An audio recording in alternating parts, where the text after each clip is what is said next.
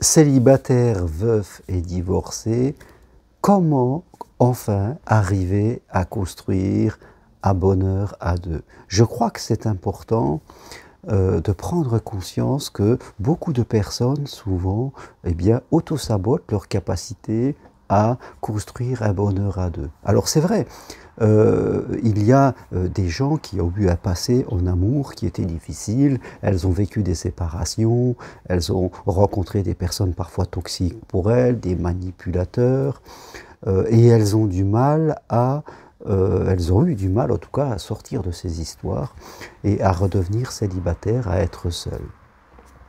Puis elles ont fait un travail sur elles-mêmes de développement personnel pour comprendre qu'est-ce qui s'est passé, pourquoi une personne trop gentille attire des manipulateurs, pourquoi quelqu'un trop méfiant attire des profiteurs, pourquoi quelqu'un de trop contrôlant eh bien, finit par perdre le contrôle. Elles ont fait pour beaucoup d'entre elles, de ces personnes, un travail d'évolution personnelle et c'est quelque chose de très intéressant.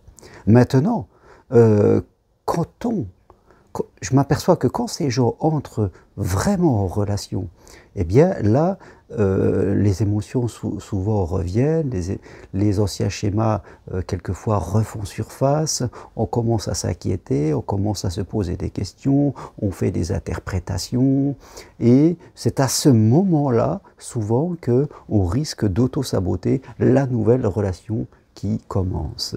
C'est vrai que faire du développement personnel, quand on est chez soi, quand on est tout seul, on peut lire des livres, on fait des trucs comme ça, on est dans sa zone de confort, émotionnellement c'est stable, tout va bien. Mais quand on rencontre quelqu'un, c'est autre chose.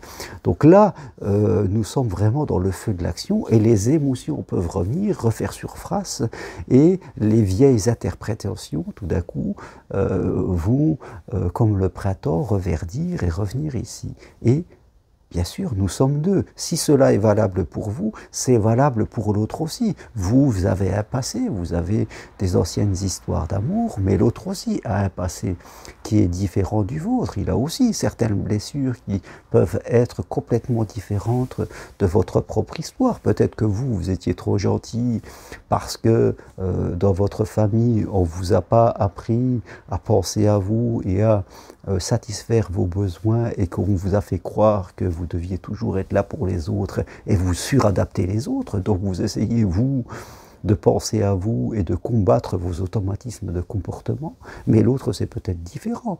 Peut-être que lui, on lui a dit que le monde était dangereux, qu'il fallait faire confiance à personne, et malheureusement il a rencontré quelqu'un qui a profité de lui, et au fond de son inconscient, il a la croyance que, fait compte, on ne peut faire confiance à personne, et pour évoluer, eh bien, il lutte contre ça.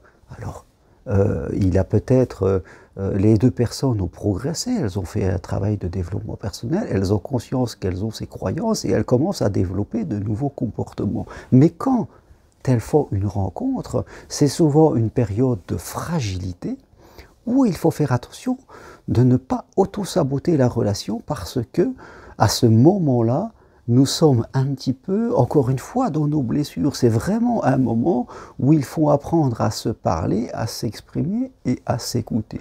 Dès qu'on commence à ce moment-là à être à nouveau dominé par son mental, dominé par ses vieilles pensées qui refont surface, dominé par ses émotions de peur, de contrôle, d'excès de gentillesse, eh bien, on risque de refaire la même chose qu'on a fait avant et de foutre en l'air l'histoire, alors que c'est une histoire qui pourrait tout à fait déboucher sur une histoire d'amour durable, un fameux bonheur à deux, si on savait comprendre qu'est-ce qui se passe à l'intérieur de soi à ce moment-là, et savoir l'exprimer à l'autre, c'est important, et que l'autre fasse de même. Si, fin de compte, on ne comprend pas ce qui se passe à l'intérieur de soi à ce moment-là, qu'on ne sait pas y mettre des mots, qu'on ne parle pas, qu'on n'ose pas exprimer, et que l'autre fait un petit peu la même chose, eh bien, on est sûr presque de foutre en l'air toute cette histoire, alors qu'elle pourrait être votre histoire. Il y a beaucoup de gens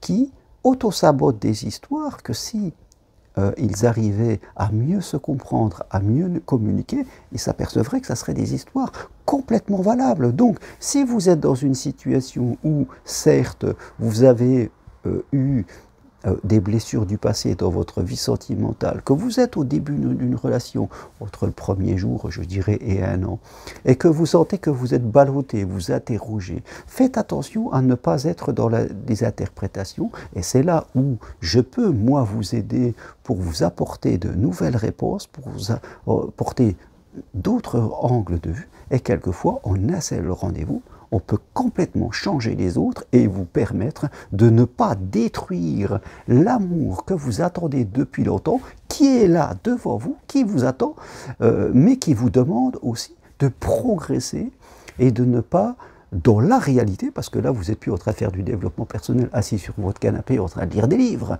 là vous êtes dans la réalité, vous voyez ce que je veux dire? Vous êtes dans l'émotion et c'est là où il va falloir appliquer tout ce que vous avez appris, peut-être savoir percevoir les choses de façon différente. Donc, cette période où on rencontre quelqu'un, où nous sommes au début d'une relation, une période sensible, où nos anciennes peurs puissent venir à la surface, où les anciens comportements peuvent à nouveau voir le jour, eh bien c'est une période où il faut savoir comprendre ce qui se passe en nous et le communiquer à l'autre et faire ça dans tous les deux.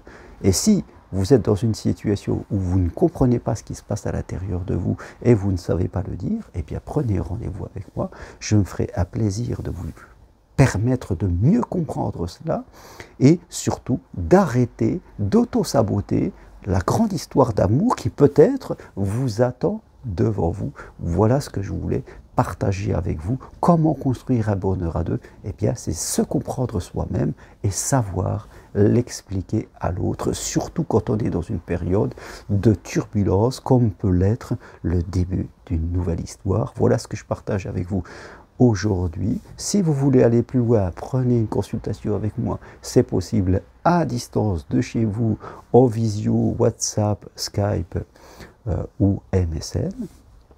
Ou vous pouvez venir aussi marcher sur le chemin de Compostelle. La dernière marche du 28 septembre au 1er octobre, il reste 2 places. Et si vous voulez parler d'amour et vivre une expérience de transformation intérieure, sachez venir et vous donner cette chance. Voilà ce que je voulais partager avec vous. Toutes les infos sur mes 2 sites, germainroucari.com ou parenthèse-comporcé.com. Soyez acteurs de la vie et des amours que vous voulez vivre. Ne soyez pas simplement spectateurs de la vie et des amours que vous ne désirez pas rencontrer. À très bientôt. Merci. Au revoir.